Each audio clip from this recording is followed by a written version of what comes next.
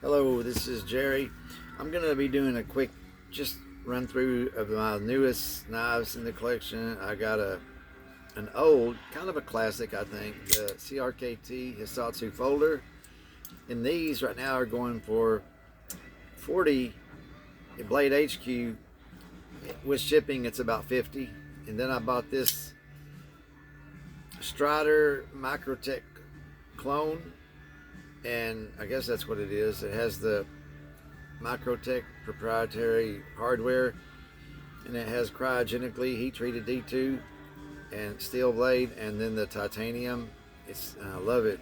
I really love it. It feels so good in the hand. It has some really good polishing, and yeah, it's really nice. And you know what? I'm gonna have to put it down in the description because I'm not sure of the model of this Kiser offhand. I don't have the box right here handy either, so I'll just put it down in there.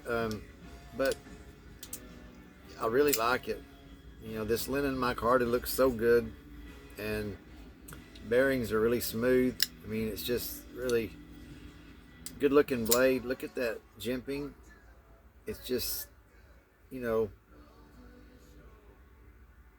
yeah, with Kiser, you know, you get some, it's just, this is like $70, and I think it was in 3.6. It was one of the Swedish steels. I'll put that down there too. But anyway, it's good Swedish steel, and you know, it's a nice gentleman's folder, and I would say good EDC, even self-defense knife. This is definitely a heavy-duty tactical self-defense knife, even collectible knife. It's just hard use. It's really unique. Let you get a good look. This is unusual, the frame lock. I've never seen that before, how that, you know, but yeah, it centers up. I mean, it's just really out of the box. It was pretty, you know, much just dropped shut, but you know, a little oil, and you know, it didn't take long to really, has this blue anodized back spacer, and I just love it. It feels so good in the hand. You can see that nice polishing they did. There are a few places where it's not, where they polish the blade and it's not like perfectly it's not that it's not symmetrical, it's just they didn't, I don't know it, but this was less than $120, so getting cryogenically heat treated D2, it's a lot of knife for the money, and I'm really loving it. Even though it's heavy, it's getting a lot of pocket time, and it will continue to. It's my favorite of all of the Strider clones that I have, and I won't buy a real one, but I have my reasons. I made that video. But now the Hissatsu Folder, I think this is a, you know, especially for the money. I paid more for them like 8 years ago when they first came out, so it's a lot of knife for the money. The one thing, it's not overly slicey because it's thick behind the edges. It has, like, I would say 25-degree, you know, angle on the bevel, sharpening bevel.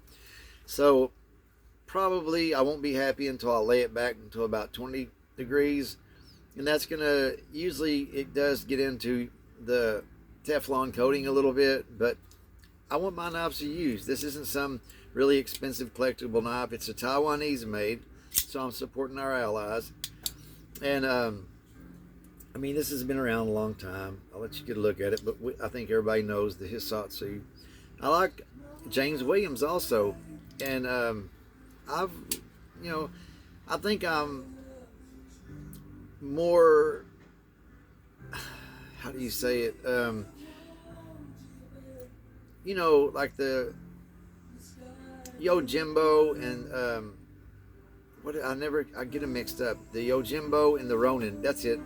Michael Janich's teachings, I think, but I've also studied James Williams, and I like what he has to say too. You know, that was the first person I really studied and started learning about, you know, self-defense with knives. So I do have a lot of respect for him, and I think these knives are, there's no gimmicky things about this knife. It is made for, you know, stabbing, and even though it's not so much of a slasher, as far as for self-defense, it doesn't have to be a, you know, like this would not be good for opening boxes. It just wouldn't. It's not a slicer. It's really thick behind the edge, but as far as self-defense goes, oh yeah.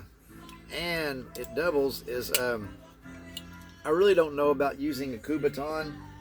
I think that's pressure points. That's not me. I don't know anything about it. But this, you know, using it closed, you could still strike and hit elbows or concussion, do things like that. You know, ideally that would be better than cutting somebody up or doing something. But, you know, this, I think, is a good option for self-defense. If you're somebody that doesn't want to spend more than $100 on a knife, this is definitely, in my opinion, a very good option. It's thick, but yeah, I think it's a really good option. Got my Pink Floyd up there a little bit loud, sorry. Anyway, I had a couple when I first collected, and if I get a knife that I really like, I'll buy two, one to carry and one to put up. But this is the first one I bought in a while, and I just really know why I liked it so much. But I probably do an individual review on these knives, or at least maybe a couple of them. Sorry I don't have the model number on this, in the video, but I will put it down in the description. So thank y'all for watching. And I also want to mention one other thing. I forgot to do a shout out, but I've noticed something in our country. There's a lot of funny things going on. And on AliExpress, I buy things. I buy these flashlights. I've reviewed this one. I really like it. A lot of good things. I bought a lot of good things on there. Even another muzzle brake. This is just a piece that I'll never use, but I bought some cool things on there. And what I've noticed lately is they're not manufacturing new things. They're trying real hard to get rid of what they have. And that concerns me, because it sounds to me like they know something. They know the cash cow is about to dry up. Whether they know something about an economic collapse, or, God forbid, even attacking us. They just sent a balloon. I think that was just smoke and mirrors. But there's something to it. And what the hell are they doing? I have more questions than answers about our current regime in the White House and China.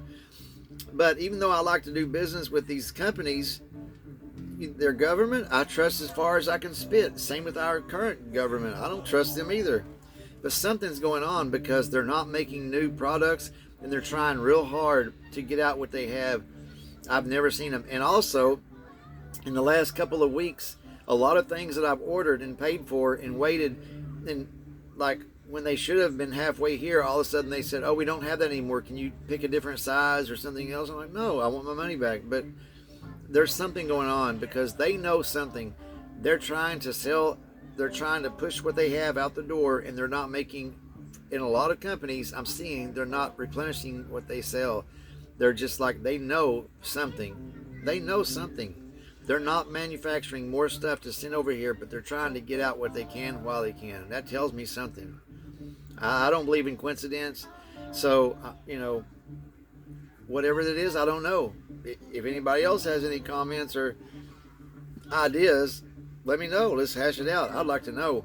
But anyway, I wanted to put that out there too. And even though it's the end of the video, Michael Morgan, check out his channel. He helped me a lot when I started my my channel. He was always on these forums and saying, hey, check out Jerry Jokoy, and he's a really good guy. He's one of our Canadian patriots, and he does some really cool shorts of knives, and I like Michael Morgan. He's a good friend and a good guy. So check out his channel, and y'all take care. Thanks for watching. Bye.